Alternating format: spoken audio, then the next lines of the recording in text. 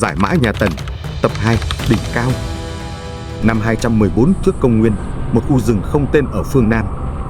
Trong bóng tối, chủ tướng của đạo quân lớn nhất thế giới lúc bấy giờ đang nguy kịch. Ông chỉ huy 50 vạn người. Theo sử chép, đạo quân của đế chế vừa nuốt trọn cả Trung Hoa chỉ trong 9 năm.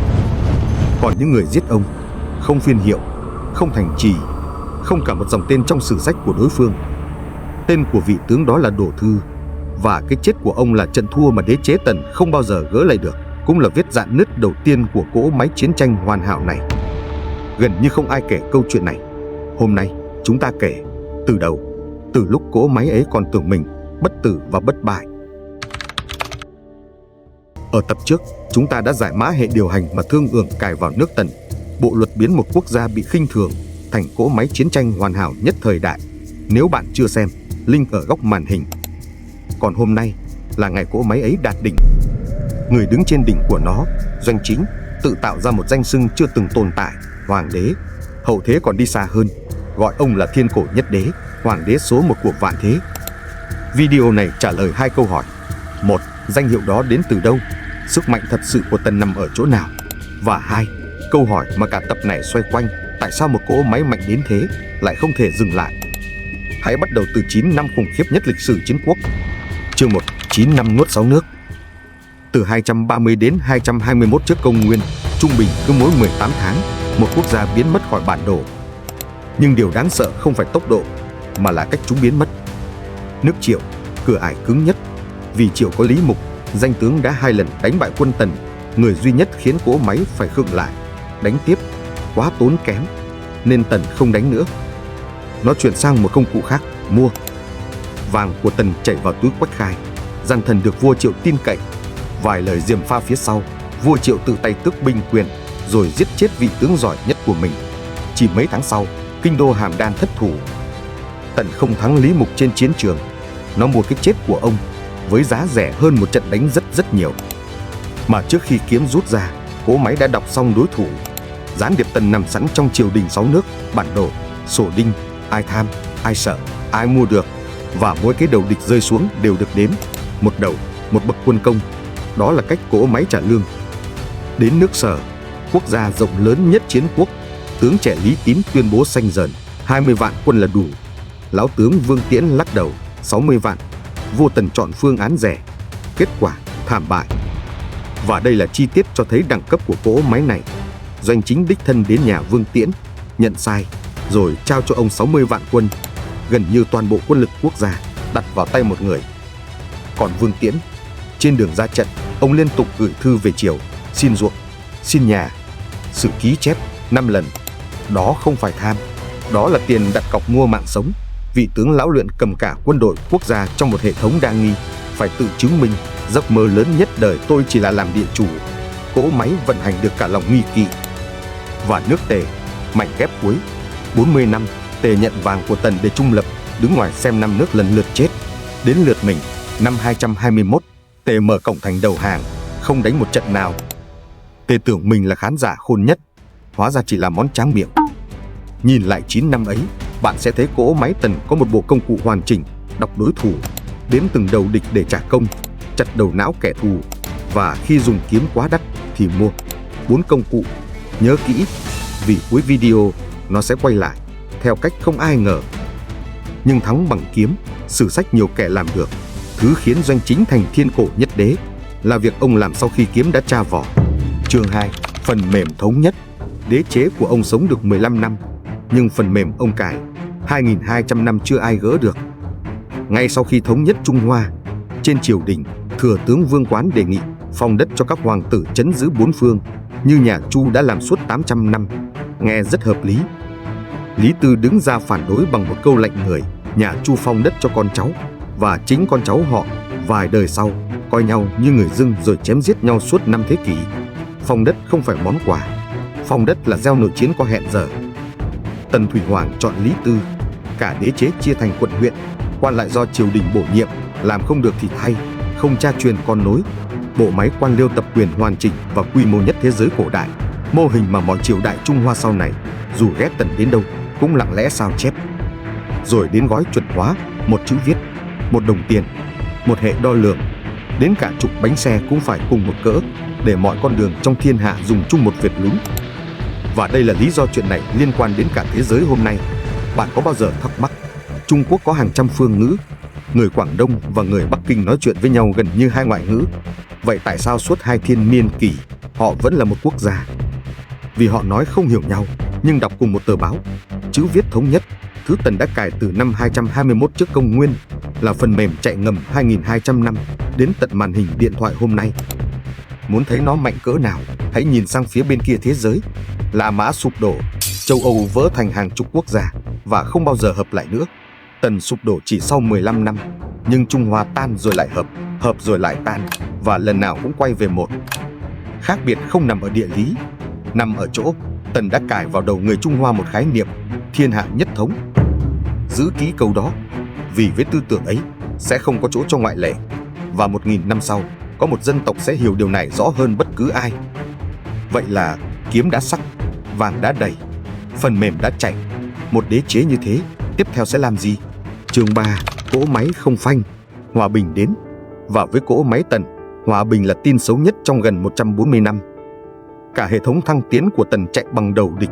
Giờ thống nhất rồi, hết địch. Hàng triệu người lính vừa mất con đường đổi đời duy nhất họ có. Cả bộ máy quan lại sống bằng chiến lợi phẩm và đất mới, vừa hết nguồn cung. Nói theo ngôn ngữ tập trước, cả đế chế vừa hết quest. Nhưng hệ thống không có nút nghỉ hưu. Cỗ máy này không tham, cỗ máy này đói, theo đúng thiết kế. Và nó lập tức nhìn về những con mồi còn lại. Hướng thứ nhất, phương Bắc. Mông Điểm dẫn 30 vạn quân quét sạch người Hung Nô khỏi vùng Hà Sáo, rồi nối các bức tường cũ thành Vạn Lý Trường Thành phiên bản đầu tiên. Thắng nhanh, gọn, vì Thảo Nguyên là đối thủ cỗ máy đọc được, có thủ lĩnh để truy, có trận địa để dàn. Đúng bài nó được thiết kế. Nhưng chính những chiến thắng ấy là liều dữ liệu độc. Chúng xác nhận với đế chế rằng công thức của mình vô địch ở mọi nơi. Rồi đế chế đó nhìn về một hướng mà không bản đồ nào vẽ được, cõi chết. Song song với Trường Thành, Tần xây một công trình cho thế giới bên kia, khoảng 8.000 chiến binh đất nung, sản xuất theo dây chuyền, thân đúc khuôn, mặt tùy chỉnh từng người. Tần Thủy Hoàng chuẩn bị cho cái chết theo cách độc nhất mà chỉ cỗ máy làm được, sản xuất hàng loạt. Và nếu bạn xem tập 1, chi tiết này sẽ khiến bạn nổi da gà. Trên những vũ khí thật chôn cùng tượng, khảo cổ tìm thấy tên người thợ khắc vào từng món. Đúng quy trình truy xuất trách nhiệm của hệ điều hành thương ưởng, quản lý chất lượng cho cả cõi âm.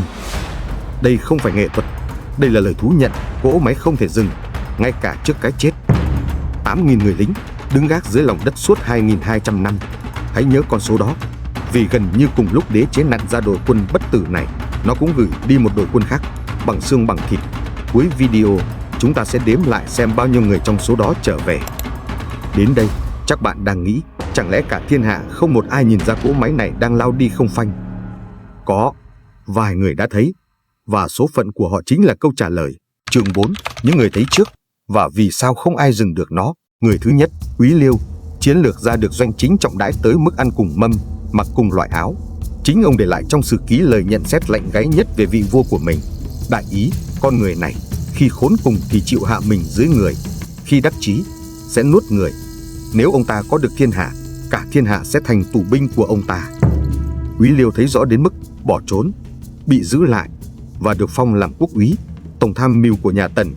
Người nhìn thấu cỗ máy nhất, bị cỗ máy tuyển dụng ngay lập tức. Người thứ hai, Lã Bất Vi. Trước khi bị bức tử, ông từng đặt lên bàn cả một hệ điều hành thay thế.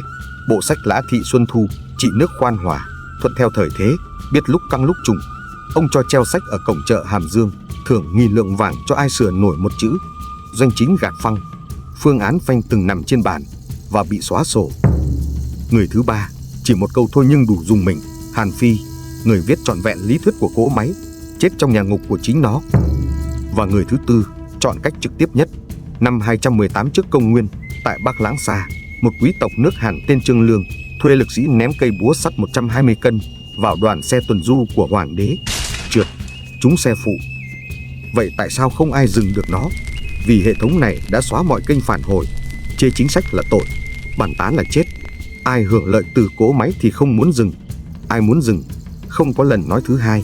Cỗ máy chỉ có đúng một cái phanh theo thiết kế hoàng đế, mà hoàng đế lại chính là chân ga.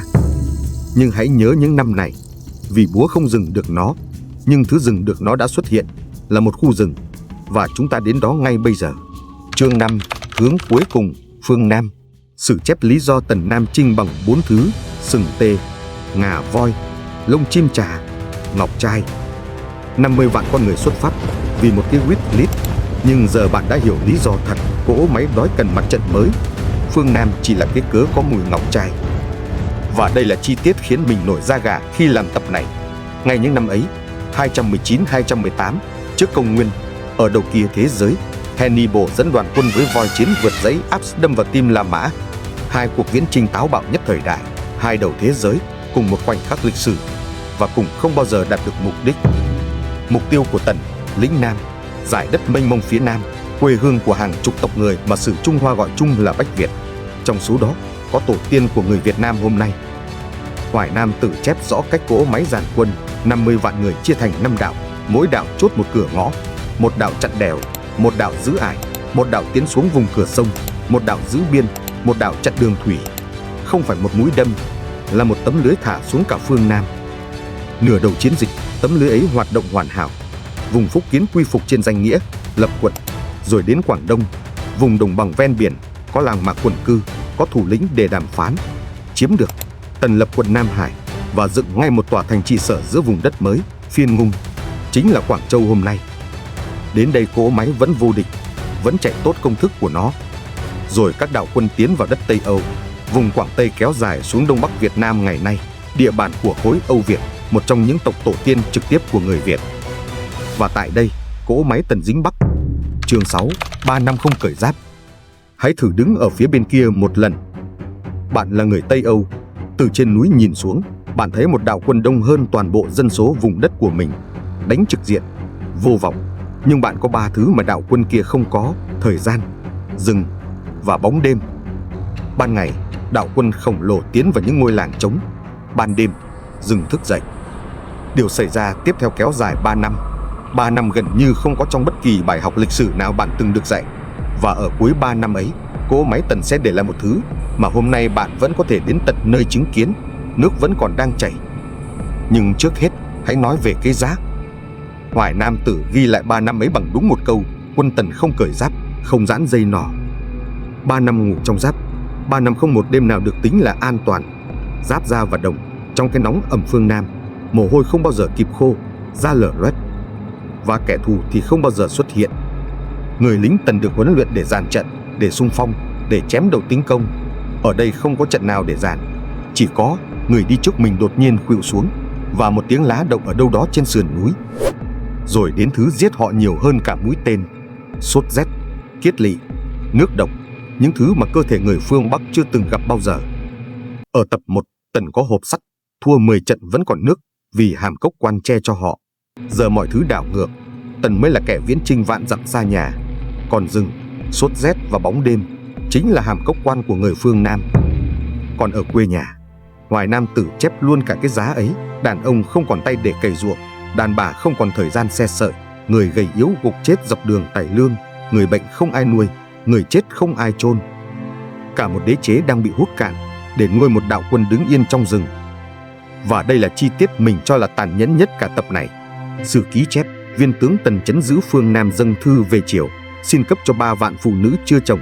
Lý do ghi trên giấy tờ là để may, vá áo cho quân sĩ. Triều đình duyệt 1.500.000 người. Hãy nghe lại cho kỹ, đó không phải tiếp tế. Đó là lời thú nhận rằng những người lính ấy sẽ không bao giờ về. Đế chế không còn tính chuyện đưa họ về nhà nữa, nó tính chuyển nhà đến chỗ họ. Hãy nhớ lá thư của người lính Hắc Phu ở tập 1, xin mẹ gửi tiền, gửi vải may áo. Những người như thế đang ở đây, trong một cuộc chiến không có đầu địch để đếm, không có quân công để thăng, và bây giờ không có cả đường về. Rồi đường lương đứt hẳn. Viên quan phụ trách hậu cần, Sử chép là giám lộc, không cách nào chuyển nổi lương thực qua núi. 50 vạn con người đang đói giữa rừng, cách nhà 2.000 cây số. Một đội quân bình thường sẽ rút, còn cỗ máy Tần làm điều nó từng rất giỏi: đào một con kênh. Hoài Nam Tử chép, giám lộc dùng quân lính đào kênh để thông đường lương. Binh lính và dân phu bị trưng tập xẻ qua sống núi, nối hệ thống sông Trường Giang với sông Ngòi phương Nam, để thuyền lương từ Trung Nguyên chạy thẳng vào chiến trường. Kênh Linh Cừ, hơn 2.200 năm sau, nó vẫn còn nước chảy. Đời sau kể Linh Cừ như một kỳ tích hậu cần, công trình dọn đường cho cuộc chinh phục lĩnh Nam.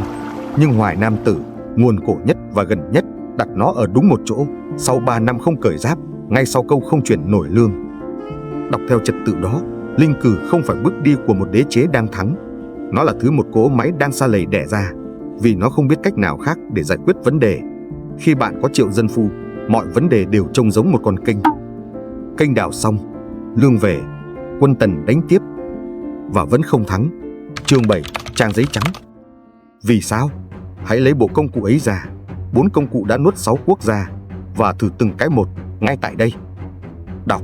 6 nước cũ là 6 cuốn sách mở, sổ hộ khẩu để trưng binh, ruộng đo được để đánh thuế, kinh đô để chiếm. Tây Âu không có sổ nào hết, không thành quách, không hồ sơ. Với cỗ máy, đây là trang giấy trắng. Đếm. Hệ thăng cấp của Tần trả công theo đầu địch, nhưng trong rừng đêm không có trận đánh nào để thắng, chỉ có những mũi tên bay ra từ bóng tối rồi biến mất.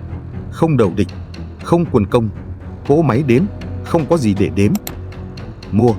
Tần từng mua được cái chết của Lý Mục, danh tướng bất bại, nhưng ở đây không có triều đình để cài gián điệp, không có vua để gièm pha, và không có gian thần để mua chuộc. Còn chặt, cái này thì cỗ máy làm được. Quân Tần truy giết bằng được thủ lĩnh Tây Âu, Dịch Hu Tống. Theo playbook Tần, đến đây là xong ván cờ, tưởng thắng chắc. Nhưng vấn đề là đối thủ không chơi cờ. Thứ xảy ra sau cái chết của Dịch Hu Tống là điều không một trang binh thư nào của Tần dự liệu nổi. Hoài Nam Tử chép, và hãy nghe kỹ từng chữ: người Việt rút hết vào rừng sâu, sống cùng cầm thú, không một ai chịu để quân Tần bắt làm tù binh. Rồi họ cùng nhau tôn một người kiệt xuất lên làm thủ lĩnh. Cùng nhau tôn lên. Không phải cha chuyện con nối, không phải kẻ mạnh nhất giành lấy. Giữa rừng sâu, mất thủ lĩnh, đói và bị săn đuổi, họ bầu ra người thay thế. Sử Trung Hoa không chép tên người ấy. Trong tương truyền của người Việt thì có Thục Phán. Tây Âu, Lạc Việt, hai tộc người, chung một dòng máu Bách Việt, chung tiếng chống đồng, nhưng suốt hàng nghìn năm chưa bao giờ là một. Phải đến khi 50 vạn quân Tần tràn xuống, họ mới quay lại nhìn nhau. Và hãy so sánh cho thật đúng. 6 nước Trung Nguyên có thành trì, có quân đội thường trực, có kho vàng, có mưu sĩ, có cả trăm năm để nhìn thấy Tần đang đến. 6 nước ấy có mọi thứ, trừ khả năng đứng cạnh nhau, và họ bị diệt, từng nước một, đúng như Tần đã tính. Hai tộc người trong rừng phương Nam không có gì cả, nhưng họ có đúng một thứ mà 6 nước không có. Họ chọn nhau, và bạn phải hiểu cỗ máy Tần được xây trên cái gì mới thấy hết chuyện vừa xảy ra. Nó được xây trên đúng một chữ: đầu. Đếm đầu để trả công, chặt đầu để thắng trận. Cả một đế chế vận hành bằng đúng một đơn vị đo, đầu quân địch. Và trong khu rừng ấy, nó đã chặt đúng một cái đầu. Nhưng cái mọc lên không phải một cái đầu khác, mà là một dân tộc. Cái mà một lưỡi kiếm chặt được, một lưỡi kiếm khác sẽ chặt lại được. Còn thứ vừa mọc lên trong khu rừng đó, 2.200 năm sau, vẫn chưa có lưỡi kiếm nào xóa nổi. Liên minh ấy không tan sau cuộc chiến. Nó thành một quốc gia có tên Âu Lạc. Và cái cách nó ra đời, không từ một dòng dõi, mà từ một lựa chọn chung dưới sức ép, sẽ lặp lại suốt 2.000 năm sau đó, mỗi lần phương Bắc quay xuống. Cỗ máy Tần tưởng nó đang chinh phục một vùng đất. Trên thực tế, nó đang khai sinh ra chính thứ sẽ chặn nó, và chặn tất cả những kẻ đến sau. Còn ở phía bên kia khu rừng, cỗ máy vẫn đứng đó, đói, bệnh, mất phương hướng. Nhiên liệu của nó là con người, và nhiên liệu đang cạn. Rồi một đêm, rừng không chỉ thức dậy, rừng ập xuống. Chương 8, đêm vỡ trận. Khu rừng không tên ở đầu video chính là nơi này, và đêm mà chúng ta bắt đầu câu chuyện chính là đêm này. Đêm phản công lớn của người Việt cổ. Hoài Nam Tử chép bằng những chữ không cần tô vẽ: đại phá quân Tần, chủ tướng Đồ Thư, tử trận, thương vong của đạo quân Viễn Chinh. Theo chính sử liệu ấy, hàng chục vạn người. Đạo quân Viễn Chinh lớn nhất mà phương Đông từng thấy, vỡ trận ở phương Nam. Còn nhớ con số mình bảo bạn giữ trong đầu không? Cùng những năm đó, dưới chân núi Ly Sơn cạnh kinh đô Hàm Dương, 8.000 chiến binh đất Nung đang được xếp xuống mộ, thẳng hàng, nguyên vẹn, bất tử. Bất tử vì họ không bao giờ phải ra trận. Đội quân thật đã ra trận, và đội quân đó không trở về. Người nằm lại trong rừng, kẻ sống sót ở lại phương Nam đến hết đời. Đế chế đúc 8.000 người lính để canh giấc ngủ cho một người. Cùng lúc đó, nó ném 50 vạn người sống vào một khu rừng, và không đúc lấy một bức tượng nào cho họ. Năm 214, Tần công bố lập 3 quận phương Nam: Nam Hải, Quế Lâm, Tượng Quận. Nam Hải và Quế Lâm nắm được thật, còn Tượng Quận và nhất là vùng đất của người Lạc Việt ở đồng bằng sông Hồng, phần lớn chỉ nằm trên giấy. Cỗ máy mạnh nhất cổ đại trên thực tế chưa bao giờ chạm tới được đồng bằng sông Hồng. Năm 208 trước công nguyên, khi chính nước Tần bắt đầu cháy, những đạo quân còn lại buông hẳn cuộc chiến phương Nam, đóng cửa ải và không bao giờ tiến thêm một bước nào nữa. Lần đầu tiên kể từ ngày Thương Ưởng khởi động nó, cỗ máy phải dừng. Mặc dù nó không biết dừng nghĩa là gì. Đến đây, chắc bạn đang hỏi ngược lại mình một câu, và bạn đúng khi hỏi. Chương 9, phản đề, vậy 1000 năm Bắc thuộc thì sao? Tần thua năm 208, nhưng rồi vẫn là 1000 năm Bắc thuộc. Vậy chiến thắng trong rừng ấy, nghĩa lý gì? Câu trả lời có 3 tầng.